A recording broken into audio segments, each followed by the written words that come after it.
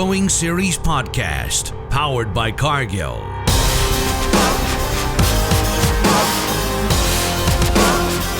You've probably asked yourself, why should I soil test?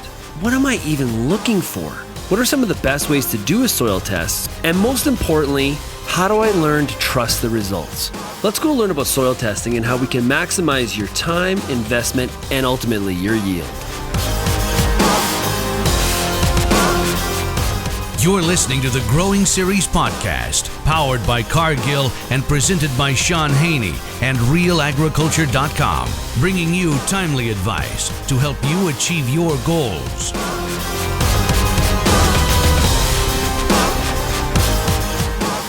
We're back for another episode of the Growing Series podcast, and right now I am joined by Jeremy Boychyn. He is based at Red Deer, and he is an agronomist with Cargill. How are you doing today, Jeremy?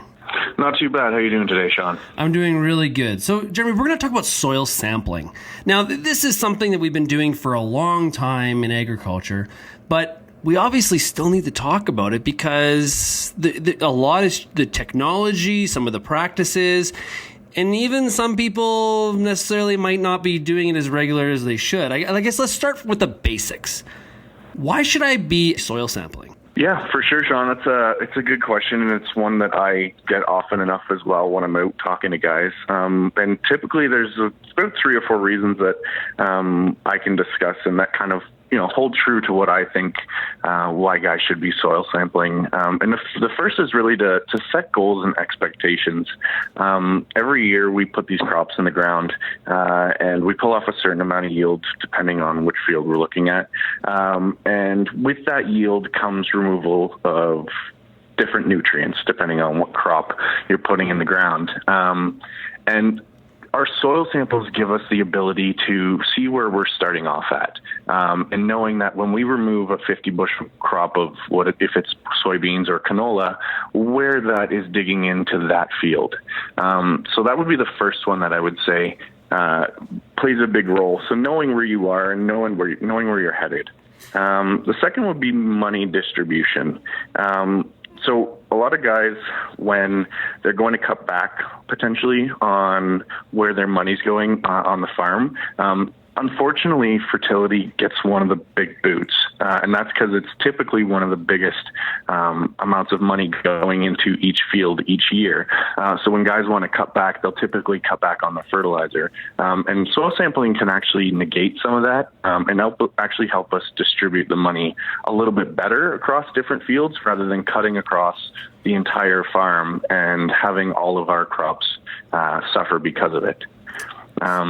Also, understanding of what's going on in your fields. I find that maybe soil sampling gets ignored sometimes. Guys don't really want to look at what's going on, I'm seeing. And when we go in and take soil samples, we're getting a better understanding of what's going on in our soil, so we can help plan for the future. And then the big one that holds true to my heart is essentially soil and land stewardship. As farmers, we're stewards of the soil, and for us to ignore or not pay as close attention to what's going on in our soils, we're kind of missing the major part of how we help maintain our soils over a long period of time. So we're not just looking at this year's crop or next year's crop. We're actually planning for the next 10 years and the next generation.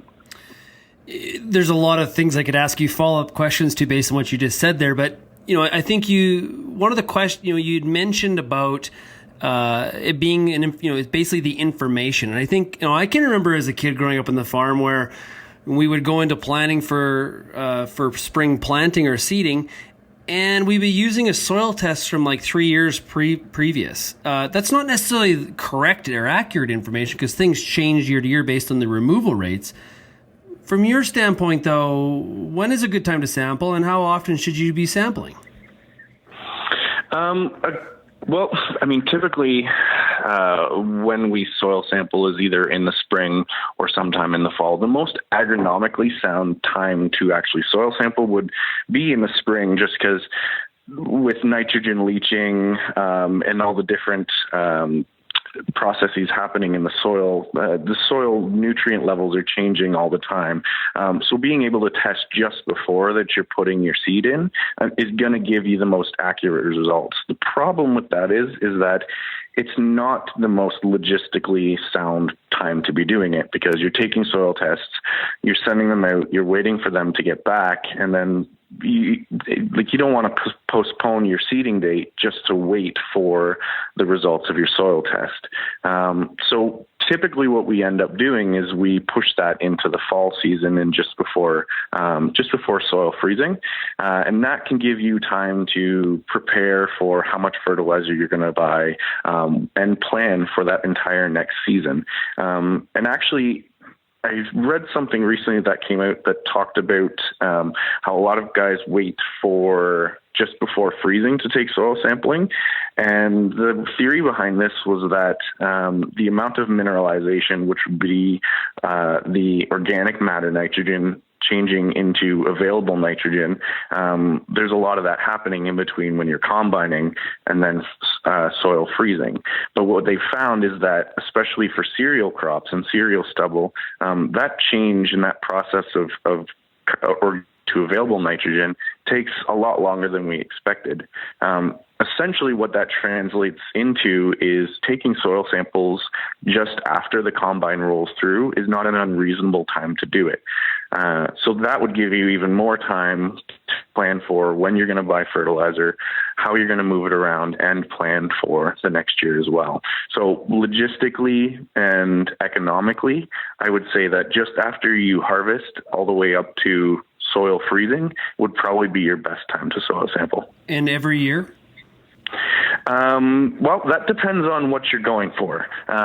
So essentially what I see in Western Canada and some in Ontario as well is that there's two general directions you want to do with soil sampling, and that's short-term planning and long-term planning. And this holds especially true in Western Canada with the short-term, is if you're soil sampling every year, you're typically looking at those nitrogen levels. And these are guys who can vary their nitrogen rates year by year. So if logistically on your farm, you're looking to vary your nitrogen rates from field to field or from crop to crop or whatever it happens to be, soil testing your nitrogen every year can pay for itself every year. But for the long-term planning, which would be more on the phosphorus side and potentially potassium side, soil sampling every 3 years could be reasonable. And I see a lot of guys doing a third of their fields in 1 year, and then the following year, a third of their fields again. And what this does is it allows you to track your phosphorus levels over a long period of time. So doing it yearly is appropriate if that's your goal, but also every 3 years is also appropriate. It just really depends what your goals are and what your capabilities on the farm are. You know, I was just laughing to myself because I can remember different situations growing up on the farm where, you get the soil sample, you get the soil test back, and it's like it has a readout, and you're like, oh, that can't be true. Let's just go with the same thing we did last year, 80N and 15P. But we don't want to do that. That's the point. So, doing the actual test is important because it does give you a true reflection of what's going on in the soil. But what should we be testing for exactly? And how does that differ depending on the crop you're going to plant? Good question. For sure. I would say it really depends on what your goals are. And I would say if this is your first time soil sampling and you're looking at this going, there's tons of different options. What do I do?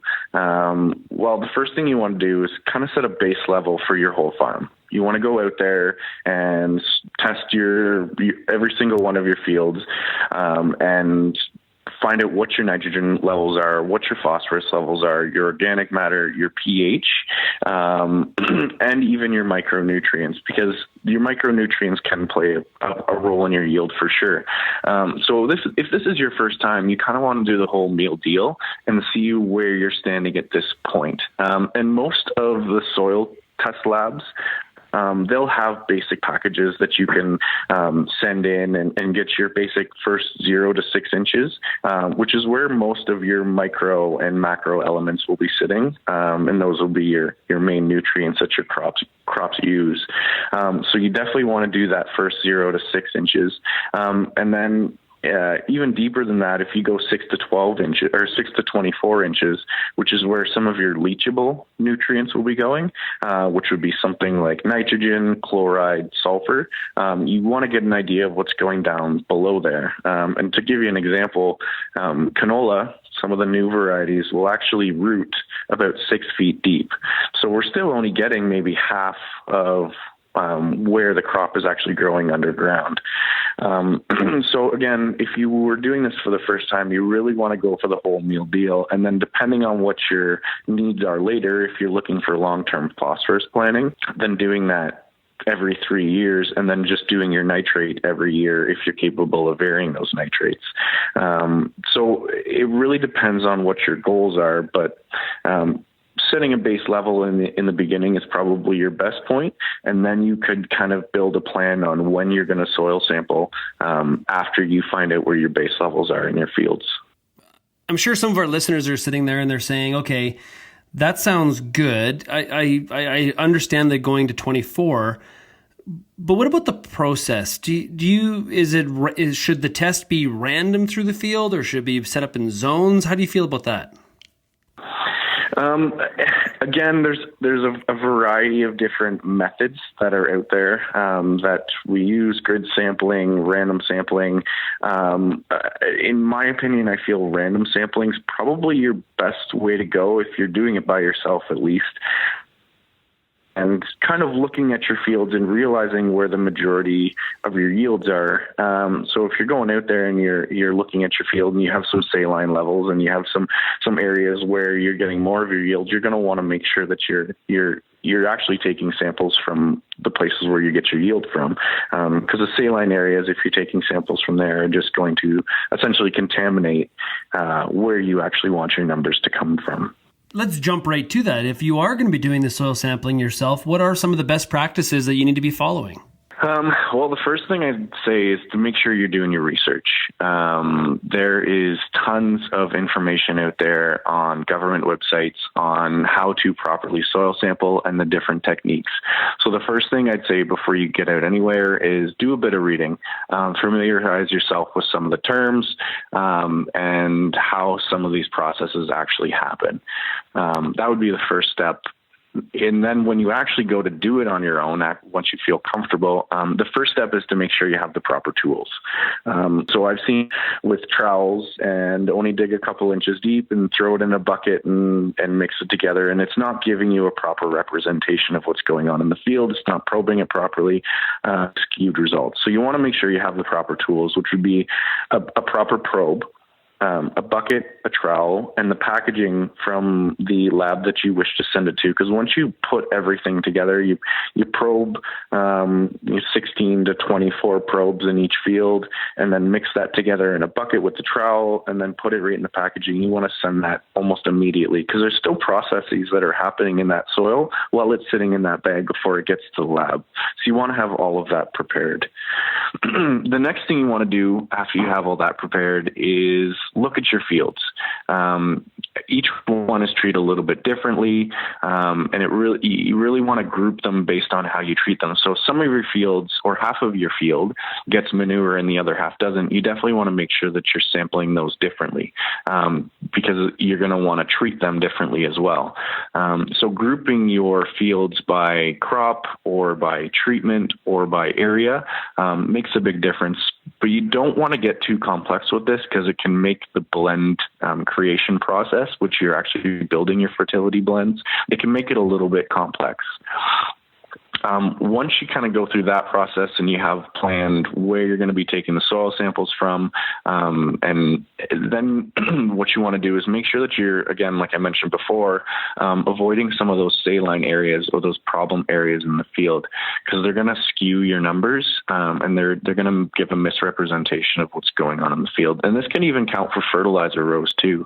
If you're someone who puts your nitrogen down in the fall, and then you go and take your soil samples after that, if you're probing into an area where there's already nitrogen, it's going to skew your results, and it's going to throw it off for what you're doing the next year. So you want to make sure that you're not probing into fertility rows, you're not probing into saline areas. You're going to want to take from generally where you get the majority of your yield. The one spot where this would change is if you actually wanted to compare a problem area in your field to your high yielding areas in the field to find out where there might be some issues. On top of that, soil sampling depth is one thing that you need to be very conscious of when you're doing your old soil sample. And I'll kind of preamble this with soil sampling. The biggest errors we get from soil sampling is actually taking the soil samples themselves. So when you take a soil sample the first 0 to 6 inches for a quarter section, that soil sample actually represents only about 0.0004% of the field. And then you're sending that in to be sampled. And then sometimes they'll only take about a teaspoon of that sample to run the test on phosphorus or nitrogen or whatever it happens to be. So you're talking about very small amounts of that field that are actually being tested. So proper sampling is very important. And sampling depth is probably one of the biggest areas I see for error, because if you start going below that 6-inch line, you can actually decrease the amount of phosphorus that's in it, and it does decrease quite significantly below that 6-inch line. So if you're soil sampling really deep and then soil sampling really shallow, you're going to get a misrepresentation of what's going on in the field. So making sure you're sampling at the right depth is very important. And then cores, the number of cores you take for each sample. So if you go and soil sample a quarter section, you're going to want to take somewhere between 16 to 22 cores, give or take. So a core would be when you take your probe and stick it in the ground and then pull it out, and whatever's in that probe is going to be one core. So you want about 16 to 22 cores for a quarter section or a half section. So doing the right number helps to minimize the variability within that field. Those are kind of the main things that I would say that guys should watch out for. And as you do your research, this will most certainly come up and give you more ideas on how to avoid errors within those problems. Yeah, no different than getting a good grain sample. It's the quality of the sample that really matters, right? Cumulative sampling, no different than how many cores you have. If you go out and take one core and you're going to, fertilize your whole field based on that, that's pretty foolish. When I listen to you talk about doing it on your own, all I can think about is, similar to when I got plumbing to do in the house, I definitely don't do it myself. I hire somebody to do that. You also have the option with soil sampling to have a third party do it for you. How do I choose a good provider for soil sampling? Well, I'll follow that question up with a question to you. How do you make sure that you're bringing in the right guy to do work on your house? Well, I'd maybe ask a neighbor, maybe do some Googling. Maybe I got a person that I always use, preferred sort of supplier. Probably some of those same sort of things fit with soil sampling. Now that you put me on the spot. Yeah, for sure. You want to go out and you want to do your research. You want to find out who does soil sampling in the area and who's trusted. Again, like I said before, these samples represent a fraction of what's going on in the soil.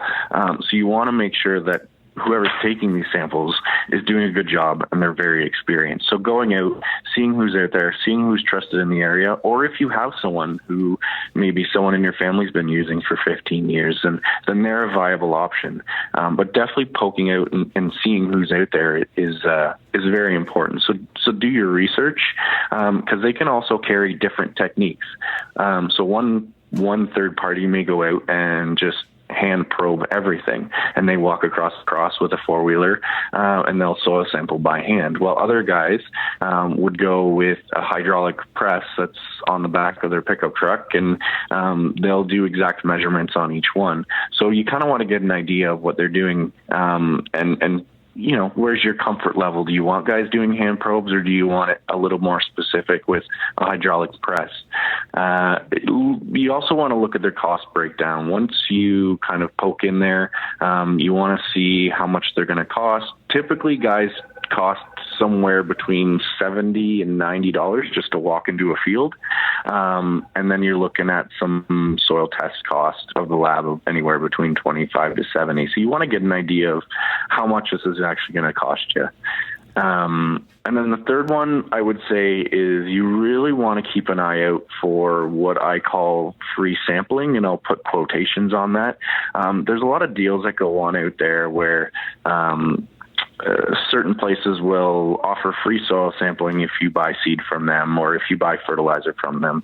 I wouldn't take that lightly. I would inquire about who's actually taking the samples, how much experience they have, because if they're sending someone who's inexperienced, because again, it's a free service, then you may not be getting the appropriate response or results back from these tests if they're not taken properly. And again, these results, they help you make decisions in one of the most expensive yearly inputs on your farm. So you want to make sure that they're done properly and you're trusting who's going out into your fields and taking them. So I've got my information back. I've either done it myself or I've hired a third party to do it. I've got all those numbers, all those results. Now I have to initiate and execute and put together the fertilizing plan. What the heck do I do with all these numbers? Now comes the fun part. The first thing I would say is, I mean, it really depends. If you went through this with an agronomist or with your local fertilizer company, then they'll likely have an agronomist that can sit down and chat with you with this. And that's what I would recommend. If you're not a CCA or if you're not extremely knowledgeable in soil fertility and plant fertility, then I would definitely recommend going and sitting down with someone and getting an explanation of what these results actually mean. And again, this comes back to who you're actually sending out to do the soil samples. When you sit down and talk to an agronomist, you want to make sure that they can explain what's going on in all these soil test results, and you want to be able to trust them. So again, do your research, make sure you know who you're talking to. That would be the first step. And ask them to review the results. Ask them to go through it step by step, what each of the results means for your crop and means for your short or long-term plans. Once you go through it with that, with an agronomist, they'll either give you kind of quick results, which would be quick blends, which would be based on either crop or field, and they're basic blends that agronomists will use basic math for. And a pure example of this would be you're shooting for a 50 bushel canola crop, which requires somewhere between 45 and 50 pounds of phosphorus. Well, if your soil test results come back as 25 pounds available in the soil, then you do 50 minus 25, and you kind of get a number where you're sitting in that range. There's enough available for all of that phosphorus uptake. That's kind of the basic results that you'll get, and it's quick, simple math that most agronomists should be able to do. The other way you can go is a step up, which would be more of a paid for fertility program. And I'd suggest looking into it because some of these programs can be a lot more farm specific, where they're actually looking at your economics and they're actually looking at your logistics and sometimes taking into account fertility or fertilizer purchasing times. And they'll do a holistic, I'll use that word, holistic approach to a fertility plan and put something together that's much more tailored for your farm and the way you manage your farm. Through this whole process, I'd say the most important thing would be to not be afraid to ask questions. This is vital information that can assist or be detrimental to the longevity of your fields. So if you don't understand something, be sure to ask questions. There's no such thing as a stupid question when looking at fertility because, again, it can make a huge impact on the farm. So I think being knowledgeable on it and asking those questions will help with confidence in moving forward in your fertility plans. Yeah, I think don't be afraid to be a part of the process, right? So you paid for the testing, you paid for the analysis, you're paying for the fertilizer, you need to be a part, you need to ask questions so you understand what's being recommended to you so that you have a firmer understanding of it and you feel comfortable with what's going on. Absolutely. Absolutely. Okay, Jeremy, thank you very much for joining us today. We'll talk to you again soon. Thank you. On the next episode of the Growing Series podcast, we're going to talk to Jeremy about how to create the best fertilizer plan. You can find more episodes of the Cargill Growing Series podcast at cargillgrows.ca. Thanks for listening, and we'll talk to you again soon.